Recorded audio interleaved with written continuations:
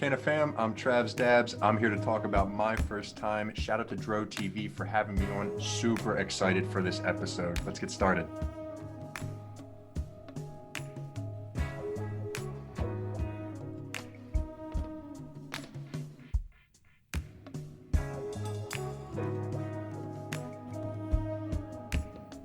Welcome to My First Time, the show about your first time getting high on marijuana. I'm your host, Mike Freeman with Dro TV, and I'd like to welcome our guest today, Trav from TRAV'S, DABS, and Elevated Wellness. What's happening? What's going on, Canna fam? How you feeling today, Mike? I'm doing very well, thank you. You can find more of Trav on Instagram and YouTube at TRAV'S, DABS. I got some great content on there, so definitely give him a follow, subscribe, and go check out what he has going on. So, Trav, let all of our audience know where you're located and what got you into DABS. Hell yeah. I'm like city, like you said, I'm Trav. I'm Trav's Dabs. Got me into dabs obviously was cannabis. It all started with my first time, which I can't wait to share and talk about with you. But for me, the switch to concentrate was a good switch, man. I mean, for me, the flower just wasn't doing it for me. I medicate for anxiety, depression, all that other fun stuff. So for me, the concentrate was a much more effective medicine in that regard, and it's just kind of something that I've grown very fond of. It's therapeutic, scraping up my dab, getting my torch heated up. I was like, now I'm spoiled, you know what I mean? I got the electric, all electric rig, but something special about, getting your dab prepped and taking that. It's always felt, again, just medicinal, man. It just felt like from start to finish, something that I could focus on, and it could just bring my whatever down a couple notches. And so concentrates have been a very, very big special part of my life for sure, for the last, like, I'd say 10 years. Oh, nice. Awesome. But yeah, we're at like I said, just started with dabs on the Trav's Dabs channel, just setting my phone up and reviewing concentrates, but it's obviously stemmed to working with Elevated Wellness and then repping our talking more about our hemp-based products and stuff like that. So try to keep the content diverse, because plenty of people just like to get elevated, man. Not everybody, wants CBD. Sure. Yeah. And we'll definitely get more into your channel, Trav's Dabs, and what you do for Elevated Wellness. But right now, the show is My First Time. So we want to hear about the first time you got stoned. Please let us know. Oh man, first time I got stoned. What a good time, man. So it was funny, when I was younger, wasn't like I wasn't into cannabis, never used cannabis. I was 18 when I first consumed cannabis at all, smoked a bowl. But I was up in Delaware with a good friend of mine, Jermaine. He's an artist, music artist, rapper, entrepreneur, does all kinds of stuff, and he was a big pothead already. You know what I mean? He was one of my first guys I ever smoked, or like he was the first guy I ever smoked with. But amongst a select group of people I ever would be open or like trusted enough to smoke with, we were up in Delaware, and he told me all. He was like, "Yep, this is kind of like what your experience would be like." Gave me a little rundown of like the euphoria and yada yada yada. Man, we had a car full of people. It was a big old SUV, probably like a Yukon kind of thing, GMC Yukon. And I remember I was sitting in the very back of it, the tail, or like, like the trunk, I guess, of the SUV. The third facing the other way. Yep, facing back, dude. Yep. And this bowl was going around, and I remember Cherry by Rat-a-Tat playing, and I fell in love with that. First off, that song is just kind of like a lo-fi-esque kind of beat, but the high, man, was so nice, just watching kind of the world go by, I guess, in a sense, is what it felt like at that first time. I'm just like in awe, looking around like, wow, man, like this is really nice. I felt my anxiety relief, which was like the first time I've ever really felt anything like that.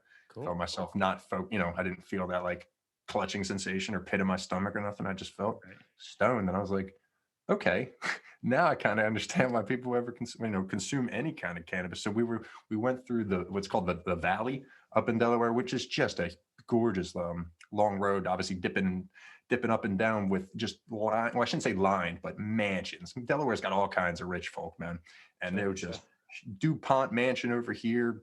God knows the Rockefellers were over here. It was just like big ass house after big ass house. And I remember we were just smoking this bowl, going around talking to everybody, and I'm like asking them, I'm like, "Yo, whose house is that?" And I remember my one friend said, "Oh, that's not the house. That's the what's it called? like the Guest house? butlers, no, like the butler quarters. Butlers. Like that's The where quarters. Yeah. they stay. The rest of the house you can't see because it's more like we're seated. I'm like, wait, there's more house. The butler's house is a mansion, and they're like, yeah.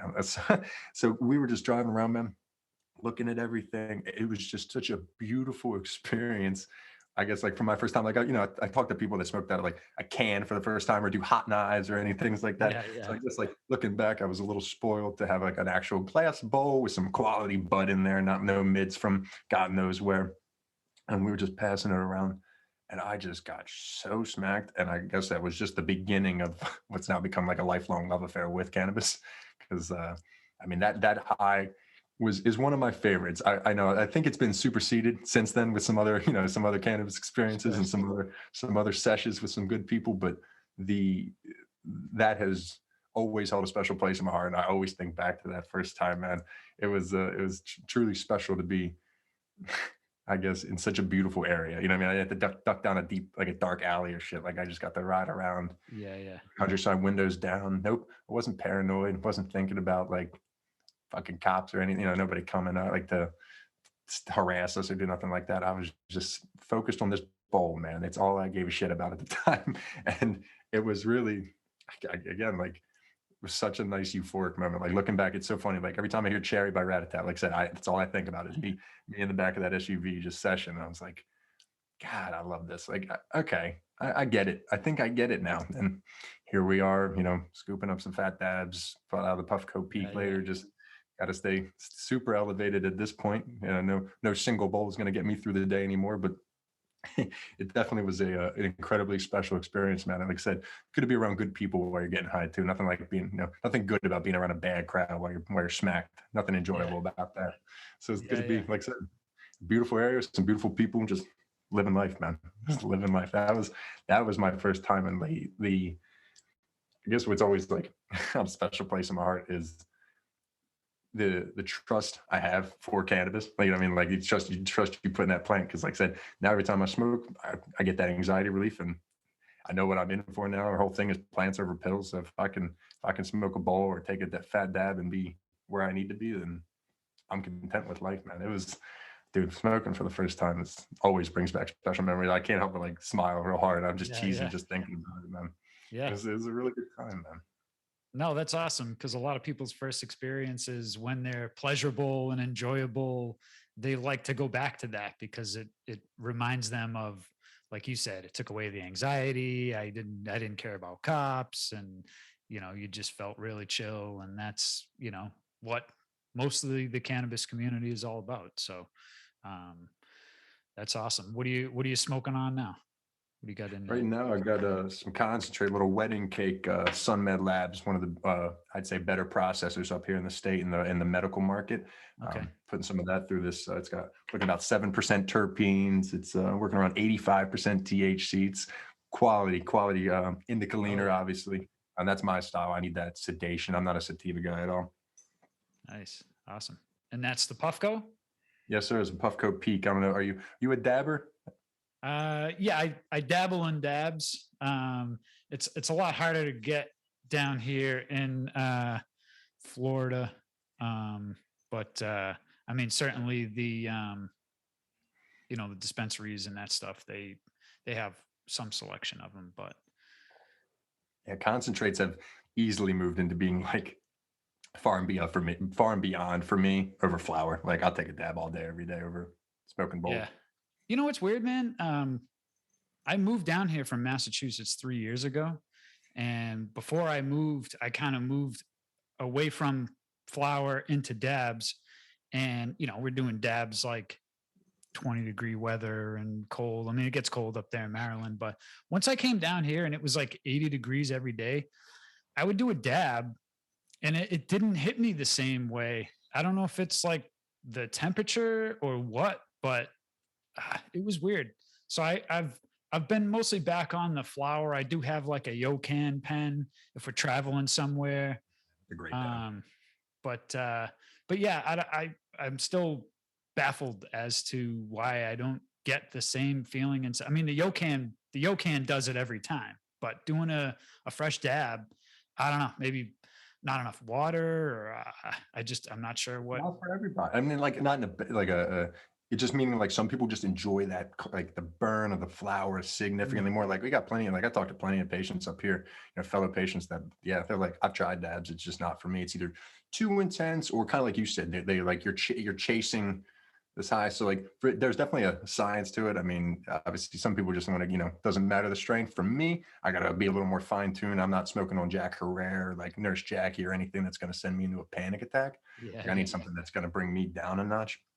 And I think with dabs, it's obviously way more intense going one way or the other. So you got to make sure you're tuning it in so you actually enjoy yourself versus flower, man. That first bowl or first hit, you can even be like, this is, I don't like the strain, pass it off or whatever. But like with dabs, you're committing, you're committing to going all the yeah, way yeah, up pretty much. yeah, yeah. My girl doesn't. She doesn't smoke at all. She doesn't like the sensation of like the burning in your throat. But we got her to do a dab once, and that was it. She's like, why can't I do more of this? I'm like, well, and once I started explaining, okay, you see this here, this is like 25% THC. You see this over here, this is like 85% THC. So she likes it, but she can't handle the, going from 0 to 60 like that. So Also daunting to see a blowtorch come out too for most people. So I can understand the hesitation with a lot of folks when like I remember the first time I watched a dab and then I remember the first time I took a dab. I was like, are we doing crack? And they were like, nah, bro, this is just cannabis concentrate. I'm like, I don't know what that means. And they like broke it down for me. Obviously, this is years ago. Um, but yeah, first time you just see somebody blowtorching the rig, you're just like, yeah, yeah, that's not how you smoke cannabis. What the hell are we doing now? yeah, yeah, No, that's the new thing. I'm like, and then I learn all about it. I'm like, oh, this is way more efficient. I like this a lot. And then, like I said, now I'm spoiled. You have the electric. All I got to do is click the button twice, and yeah. I get high. That's it. That's why I like the Yo-Cam pen, like you're talking about. You just push one button, hold it, and enjoy. Yeah, yeah. The coils get really hot. My throat burns for like 2 days afterwards. So I'm pretty sure I'm leathered up in here nowadays, but yeah, yeah. it is what Yeah, it is.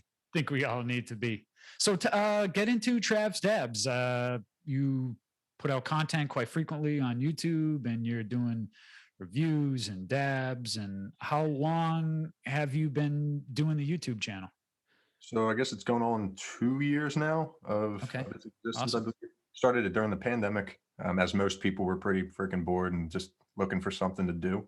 Sure. Uh, I decided I was like, I love cannabis, I like concentrates. I didn't really care about my job too much at the time anymore. I was a manager at a restaurant equipment shop. Um, Good one too, but I just didn't give a shit. You know what I mean? Like I've always thought, I thought to myself one day, I was like, dude, I could be the best restaurant equipment salesman in the country. And I felt absolutely nothing. Yeah, so yeah, yeah.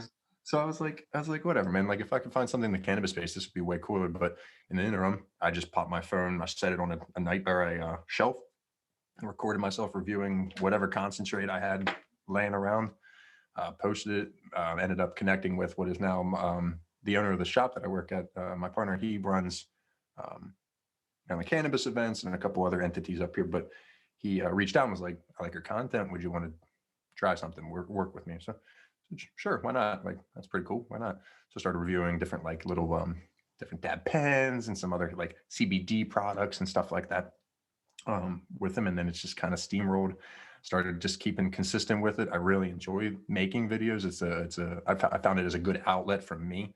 I'm not an artist. I can't color in the lines or nothing like that, but I like editing videos. I also like authenticity. And I also found that there were a lot of fake, reviews and like just promo. Basically, people get the Sure. stuff sent to them, they just talk about it all positive and shit. But I've always enjoyed getting to rip apart brands that are not good or a product that's not good because people want to know. Like people want the truth. I think a good company appreciates that too. So Yeah. I like when I can again talk really positively and sing about a product really highly if I actually like it, or I can talk about it honestly and say it's not good. I don't recommend you try this at all. Kept at that for a little while, and towards the end of that first year, he was like, "Hey, I want to open a store. You want to run it?" I was like, "Yeah." He's like, "Okay." He's like, "Would you quit your job for this?" I was like, "Yeah," and I did. And then I Nice. put in like gave him like a good month's notice or so. I was respectful. I was like, "Hey, I'm gonna be moving on." And they're like, "Well, shit. Okay, that sucks, but okay." A couple years later, we're at our new location. We're still in the heart of Baltimore, but Um, just I do my reviews again. I try to post 2 times a week. Um, different usually hemp derived THCs like Delta 8 THC, Delta 10 THC products. Um, but then we also obviously talk plenty of CBD and all the other different cannabinoids as well on the channel. But just try to stay consistent with it and keep educating folks. That's kind of the main priority of the shop. That's definitely my main priority on the channel is teaching people, whether it be about cannabinoids in general or about their effects or about the different products, but like honest, some kind of education. I'm not a teacher or nothing like that, but I like to be, again, an honest voice in the cannabis community. That's great. Awesome. Well, we're thankful for people like you because that's how we grow and that's how people get educated. And then, whether it's products or bunk weed or, you know, faulty oils and stuff like that, they can spot them and then we can get them out of the market and not have to worry about regulation for nonsense that's just going to make it more difficult for smaller guys and entrepreneurs. So, I mean, like I said, I'm a medical patient up here, but I'm ready for it to just be open market. So like yeah. people can live their own life. And a couple companies that are against the home grow up here, which is stupid. And like it should be wide open, man. If you can grow cannabis, properly, safely for yourself, you 100% should be able to do that. Yeah. Yeah, absolutely. So why don't you get into more about Elevated Wellness? You said it's a hemp derived company. So yes, I know you just mentioned how you got affiliated with them and how now you're the managing, are you the manager, the managing director? Is there even a specific title or? Wellness director, because we're elevated Okay. wellness. So I go with Sure. the wellness director seems to be the one that is most professional. I Sure. call myself a manager because it just, it seems that it's more palatable for me. I don't like boosting anything myself up. I'm a manager. I Right. manage. Yeah. Yeah. I like to, so what we do, obviously, like you said, is focus on everything hemp derived. So carry everything from hemp derived THCs to obviously different CBD, CBG, CBN products, everything federally legal. Um, but there within that space, there's not much of a regulation or any regulation because there's no FDA say in that.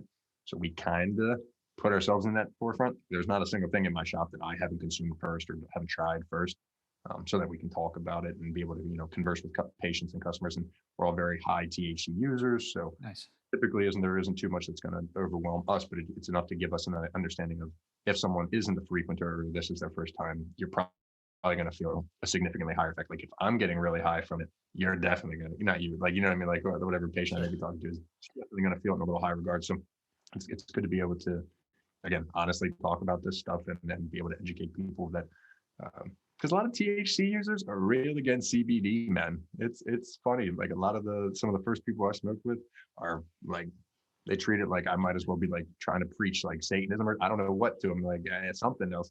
They really put up a defense against CBD, like it's going to take away their high, when in reality it's medicinally beneficial. Not everybody needs it. I'm not saying everybody wants it or needs it, but Sure. it's funny it's good to be in a position where I'm a very high THC user and I'm a high CBD user, and I can explain where the differences come and what the difference is feeling like for stoners. So you can be like, for me, it's like feeling like you're on TV, but this channel's blurry when you're just zooted out of your mind. You know what I mean? You just took like 10 dabs in a row and you just like can't think properly. That CBD makes the picture clearer for me. So like it's it. So for me, it's able, I'm able to talk about, like I said earlier, about anxiety and depression and feel better, feel more me.